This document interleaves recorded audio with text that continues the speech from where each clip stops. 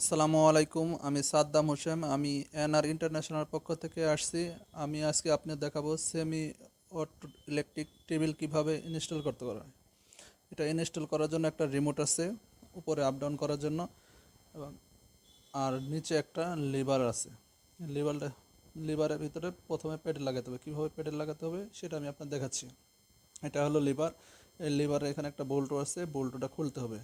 আর এই প্যাডেলের দেখেন এক সুন্দর করে একটা ছিদ্র আছে। হ্যাঁ, এই ছিদ্রটা এই এই লিভারের সাথে লাগবে, এবং এই ছিদ্রে আপনার এই এটা বোল্টটা সুন্দর করে টাইট করে লাগাতে হবে। এই বোল্টটা টাইট করার জন্য 4 mm এর এলএন কি দিয়ে টাইট করতে হবে, এবং সুন্দর করে টাইট করতে হবে। যদি টাইটের কোনো সমস্যা হয় তাহলে টেবিল উপরে উঠবে, কিন্তু টেবিল নিচে লাগবে না। তাই এর যদি লাগানোর জন্য এটা খুব সুন্দর এবং খুব সতর্কতাভাবে লাগাতে হবে, তা না হলে পরে টেবিল উপরে উঠবে আর নিচে নামবে না। এরপরে আমরা লেগ সেকশন কীভাবে লাগাবো এটা আপনাকে দেখাচ্ছি। লেগ সেকশন লাগার জন্য এই যে গাইনির পাশে আপনার লেগ সেকশন লাগিয়ে দিলাম। নিচে ছোটো দুটো হ্যান্ডেল আছে, হ্যান্ডেল দুটো টাইট করে দিলেই আপনার সুন্দর মতো লেগে যাবে। তারপরে লাগাবো আমরা হেড সেকশনটা লাগালাম। দেখেন সেম আগের মতোই ছোটো হ্যান্ডেল দিয়ে টাইট করলে শেষ। এরপর দেখেন না, 7টা ক্ল্যাম্প আছে। 7টা ক্ল্যাম্পের ভিতরে এই বাম পাশে 4টা লাগানো আছে, আর ডান পাশে আছে 3টা লাগানো। কেন 3টা 4টা এটা আমি আপনার পরে বোঝাবো, এবং দেখলে বুঝতে পারবেন। এরপর আমরা ম্যাট্রিক্স লাগাতেছি সাইজ অনুযায়ী। প্রথমে হলো আমরা হেড ম্যাট্রিক্স লাগালাম, তারপর হলো ব্যাক সেকশনে লাগাতেছি দেখেন। এরপরে কিডনি সেকশন, এরপর হলো গাইনি সেকশনে, তারপরে হলো আপনার লেগ সেকশনে। সুন্দর করে ম্যাট্রিক্স লাগানো শেষ। এরপরে আমরা লাগাবো এখন এই যে বড় বড় যে ক্ল্যাম্প আছে, এটা হলো আমরা গাইনি সেক্টরে লাগাবো। একটা বাম পাশে লাগাবো, একটা ডান পাশে লাগাবো। এই যে বড় বড় যে 4টা পাতি দেখছেন, এই পাতি হলো দুইটা বাম পাশে লাগাবো, দুইটা ডান পাশে লাগাবো।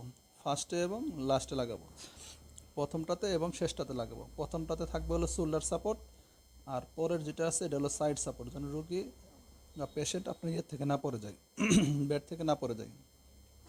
হ্যাঁ, এ পাশে একটা খালি, এই পাশে দুইটা খালি। হ্যাঁ, এই যে আমরা সোলার সাপোর্ট লাগাইতেছি দেখেন। হ্যাঁ, এটা উপর নিচে করার জন্য এই যে ছোটো হ্যান্ডেলগুলো দিলেই আপনার উপর নিচে করবে। এরপর হলো সাইড সাপোর্ট লাগাই দিলাম। আচ্ছা, দেন শেষ। এরপরে হলো আমরা লাগাবো এখন হলো ওই যে খালি যেটা আছে এটার মধ্যে আমরা হ্যান্ড টাস্ট লাগাবো। একটা বাম পাশে লাগবে, একটা ডান পাশে লাগবে। আর এই যে উপরে দেখেন এটা হলো যে লেগ সাপোর্ট লাগানোর জন্য বড় যে এগুলো আমরা ডিএনসি সাইডে লাগাইছি। এখানে হলো পায়ে লাগানোর জন্য। হ্যাঁ, এই দুপাশে উপর নিচ করা যায় এই ছোটো হ্যান্ডেলের মাধ্যমে। এখন আমরা লাগাবো হলো হ্যান্ড রেস্ট লাগাই দিলাম। বাম পাশে একটা লাগবে, ডান পাশে একটা লাগবে। আচ্ছা দেখেন, এখন হলো বাম পাশে একটা ফাঁকা আছে। ফাঁকা থাকার কারণ হলো এই যে এখন আমরা স্ক্রিনের জন্য একটা হেল্প, এই যে স্ক্রিন রডটা লাগাই দেব।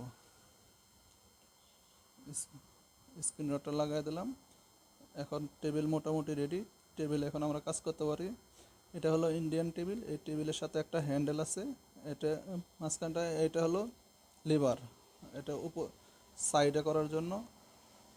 এটা মাঝখানে একটা কিডনি চলার জন্য। আর নিচের যেটা আছে এটা চেয়ার নিচে যেটা আছে উপর নিচ করার জন্য।